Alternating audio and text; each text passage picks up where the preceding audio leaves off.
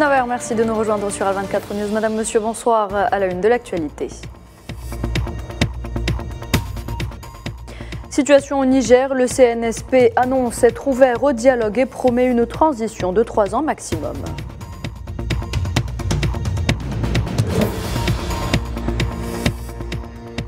Cinq policiers burkinabés en mission de reconnaissance décèdent lors d'une attaque dans le centre-est du Burkina Faso.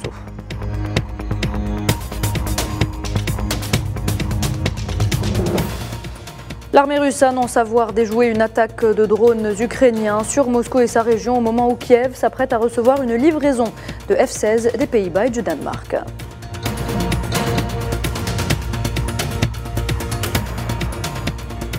Et puis l'Espagne remporte le mondial féminin de football en s'imposant face à l'Angleterre, un succès qui sonne comme une revanche pour le sélectionneur espagnol Jorge Vilda.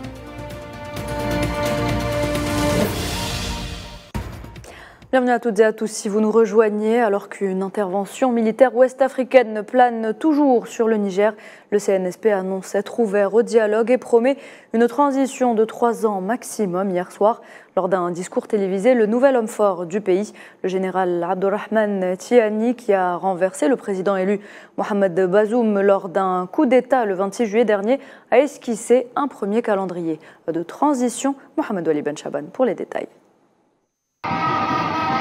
Alors que les défis se multiplient et que les enjeux deviennent de plus en plus complexes au Niger, une lueur d'espoir émerge. Le président du Conseil national pour la sauvegarde de la patrie s'est dit prêt à toute initiative de dialogue pour tenter de résoudre la profonde crise qui frappe le pays de plein fouet. Je affirme ici que notre ambition n'est pas de confisquer le pouvoir.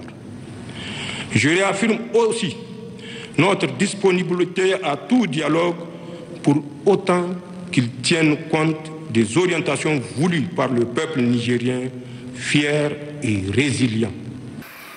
Dans un Niger en quête de paix et de stabilité, les aspirations à éviter le chaos de la guerre sont exprimées de toutes parts dans le pays. Si une agression devait être entreprise contre nous, elle ne sera pas la promenade de santé à laquelle certains croient. En effet, ils trouveront face à eux 26 millions de Nigériens. Tiani affiche une volonté farouche de poursuivre son propre programme et lancer un dialogue national pour se concerter sur une transition vers la démocratie qui ne devrait pas durer plus de 3 ans. Définir les principes fondamentaux devant régir notre transition. 2. À définir la priorité de la transition dont la durée ne saurait aller au-delà de 3 ans. 3. À définir les priorités nationales durant la transition. 4.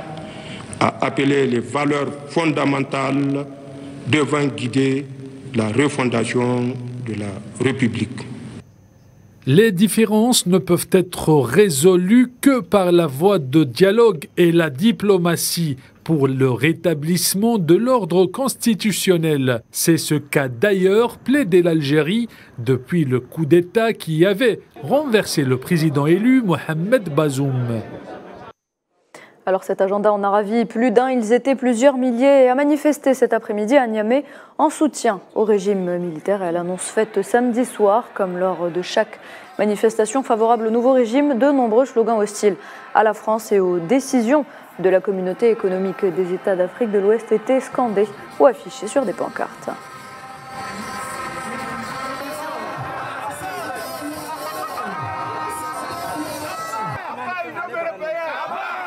Nous sommes des démocrates, donc nous sommes pour que la démocratie continue. Mais la démocratie a été piétinée pendant 12 ans sous nos yeux. Nous avons été muselés. Le peuple ne pouvait plus s'exprimer aisément. Nous n'avons plus le droit de manifester comme aujourd'hui. Donc évidemment que nous sommes heureux. Et c'est pour ça que je suis venue aujourd'hui pour prouver que c'est la rue qui légitime le pouvoir. Le dialogue, c'est la première des choses qu'il fallait faire. Si la CEDEAO dialoguait par exemple avec le peuple nigérien, avec les autorités, On peut arranger les choses avec le dialogue, mais on ne peut pas nous imposer, on ne peut pas nous amener à l'asphyxie et demander encore le dialogue. Il faut que la CEDEAO revoie sa position d'abord.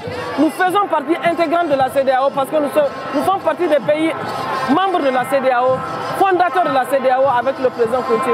Donc aujourd'hui, on ne peut pas venir, un pays africain doit attaquer un pays africain pour tuer des Africains. C'est lamentable. La situation au Niger suscite de grandes inquiétudes dans la région et au-delà, dans une zone fortement impactée par le fléau du terrorisme et la pauvreté endémique. Des voix s'élèvent pour appeler à la sagesse et à une solution politique négociée, évitant à la région de basculer dans l'inconnu. Sofiane Barouti. La situation au Niger continue de charrier beaucoup de tensions, d'incertitudes et de préoccupations relatives à une potentielle intervention militaire qui ferait basculer la région dans l'inconnu. Dans un moment critique, alors que le gouvernement de transition a annoncé un cap de 3 ans et que le président du CNSP a affirmé sa disponibilité au dialogue, pendant que la mobilisation populaire ne faiblit pas à Niamey, face aux menaces bellicistes brandies par la CEDEAO et à l'ombre des sanctions auxquelles est confronté le Niger, déjà très impacté par une situation économique des plus précaires. Des voix appelant à la sagesse continue de s'élever, faisant prévaloir le maintien du cap des négociations politiques afin de parvenir au rétablissement pacifique de l'ordre constitutionnel dans le cadre d'un processus démocratique. C'est le cas de l'Algérie, fermement opposée à toute velléité d'intervention militaire qui pourrait faire basculer la région déjà fragilisée par le fléau terroriste et la pauvreté endémique dans des lendemains d'instabilité et de déchirement. Alger, à travers un communiqué du ministère des Affaires étrangères, a exprimé son profond regret relative au fait que le recours à la violence ait pris le pas sur une solution politique négociée à un moment où l'intervention militaire se précise dans ce pays frère et voisin. Alger a mis en garde contre les conséquences incalculables du recours à la violence et a appelé à la raison et à la sagesse qui recommande de faire prévaloir d'une manière prioritaire l'issue politique, privilégiant la négociation et le dialogue comme solution de sortie de crise. En effet, les voies pacifiques incarnées par un processus politique sont encore possibles et les chemins y conduisant subsistent toujours. Pour rappel, des clivages profonds marquent le paysage politique alors que certains pays de la sous-région ne cachent plus leur volonté belliciste. Bamako et Ouagadougou, pour leur part, font montre d'une solidarité active avec Niamey et se disent prêts à en découdre en cas d'agression, ce qui menace d'un conflit régional lourd de menaces et de périls et de conséquences désastreuses sur tout le continent. Pour rappel, la région est déjà fragilisée, notamment la zone des 3 frontières, fortement impactée par l'action des groupes terroristes qui constituent un défi urgent à relever dans l'optique de la restauration de la sécurité et de la stabilité. Le basculement dans la violence risquera de compromettre tout horizon de sortie de crise et de dynamiser l'action du terrorisme et du crime organisé qui affectent déjà gravement les objectifs de développement nécessaires pour assouvir le besoin urgent de paix et de stabilité que les peuples de la région appellent de leur vœu.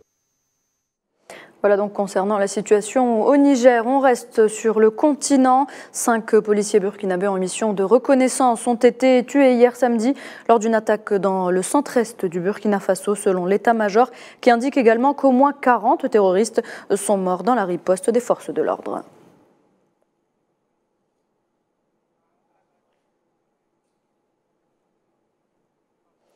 Le Premier ministre libyen Abdelhamid Dbeibah ainsi que le président du Parlement Aguila Salah saluent l'unification de la Banque centrale de Libye qui a été annoncée ce matin au siège de la banque à Tripoli, et ce après des efforts nationaux sincères.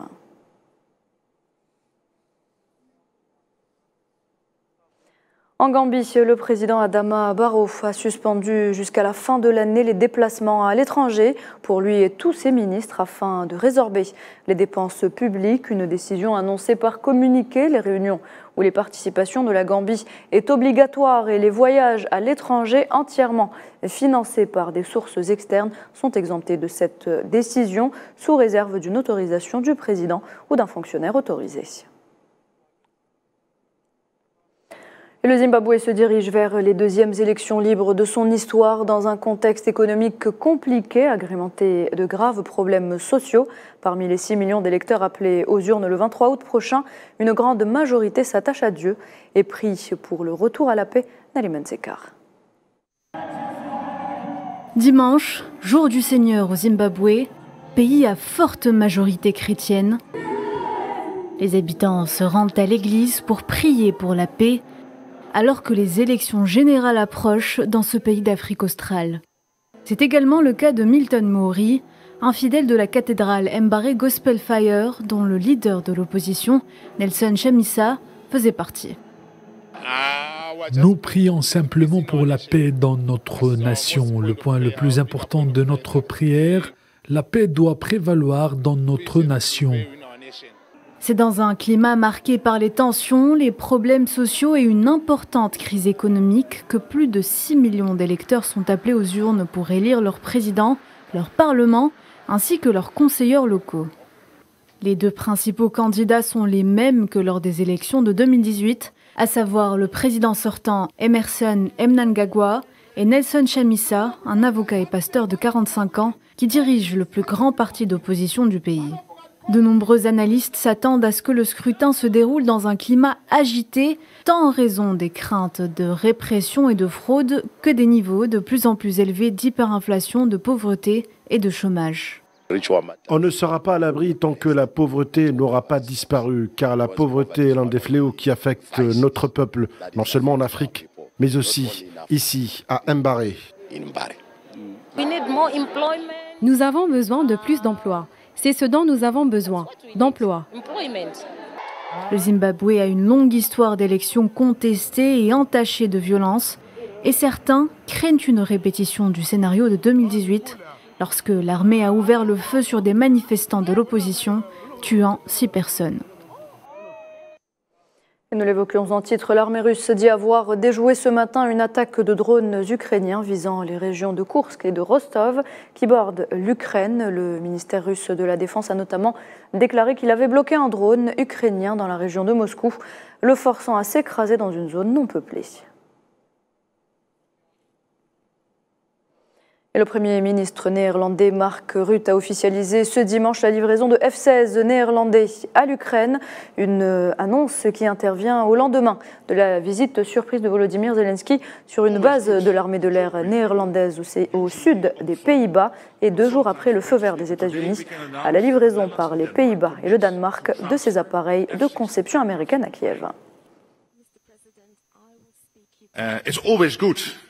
Aujourd'hui, nous pouvons annoncer que les Pays-Bas et le Danemark s'engagent à transférer des avions F-16 à l'Ukraine et à l'armée de l'air ukrainienne, en étroite coopération avec les États-Unis et d'autres partenaires, une fois que les conditions d'un tel transfert seront remplies.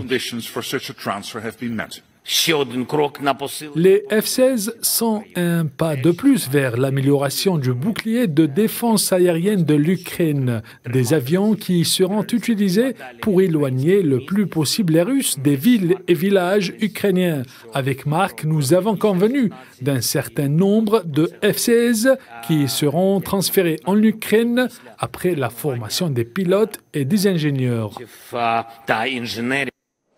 Et l'actualité de ce dimanche, toujours marquée par les incendies qui font rage en Espagne. Plus de 26 000 personnes ont été évacuées de leur domicile par les services d'urgence dans les îles Canaries. Les images montrent la férocité des flammes et une épaisse fumée noire au-dessus de Tenerife. L'incendie couvre désormais une superficie de plus de 8 000 hectares.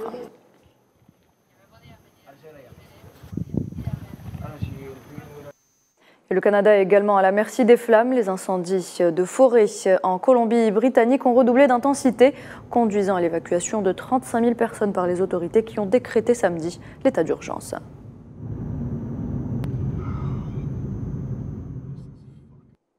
De leur côté, les habitants de l'île de Maui à Hawaï restent traumatisés par les violents incendies qui ont fait plus d'une centaine de morts. Les autochtones exhortent les autorités locales à donner la priorité à la santé mentale des familles des victimes et des personnes touchées par les feux de forêt dévastateurs.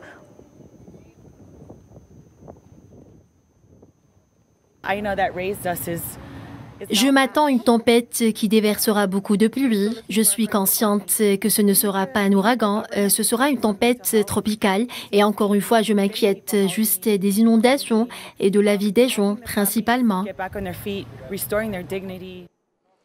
Les Guatémaltèques élisent ce dimanche leur prochain président et choisiront entre Bernardo Arévalo et Sandra Torres, tous deux sociaux-démocrates. Les bureaux de vote ont ouvert à 7 h ce matin et ont fermé à 18 h. Les premiers décomptes officiels sont attendus dans 1 heure.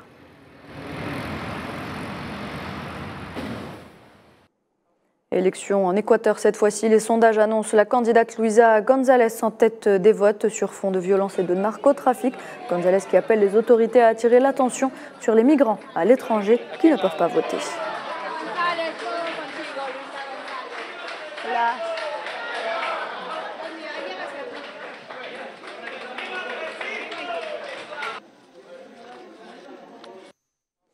Sport football et ce sacre historique pour l'Espagne en finale du mondial féminin. Les Espagnols se sont imposés face aux Anglaises 1-0, un succès qui sonne comme une revanche pour le sélectionneur espagnol Jorge Vilda. Salah Faisal.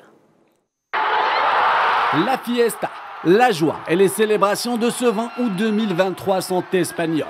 Les Rojitas ont décroché l'étoile. L'Espagne championne du monde de la 9e édition du tournoi co-organisé par l'Australie et la Nouvelle-Zélande. Un titre longuement attendu, mais surtout que personne n'attendait avant le tournoi, car les Espagnols étaient très critiqués.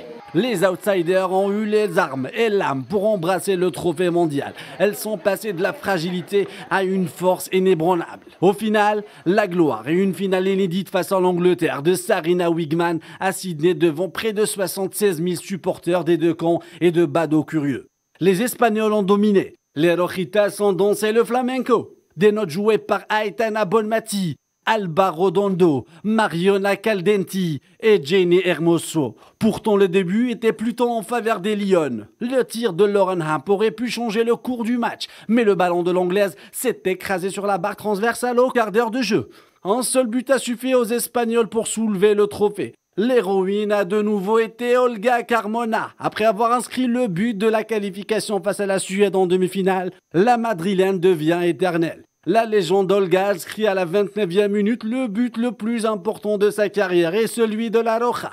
Sarina Wiegman n'a pas trouvé de solution face à Jorge Vilda. En seconde période, l'Espagne rate un penalty. Mary Earps garde ses coéquipières en vie sans que pour autant le sort de la finale change. Après 13 minutes de temps additionnel, coup de sifflet final de l'arbitre Tori Penso.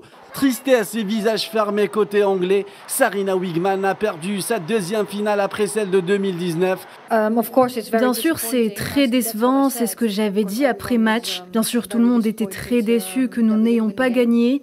Et d'un autre côté, je pense que nous pouvons être très fiers de nous, même si ce n'est pas le cas en ce moment. Cela prend un peu de temps parce que maintenant, la déception, c'est ce qu'on ressent le plus. Côté espagnol, une joie s'est emparée des supporters de la Roja à Madrid ou encore à Barcelone. Aujourd'hui, nous avons cette étoile, cette médaille et cette coupe.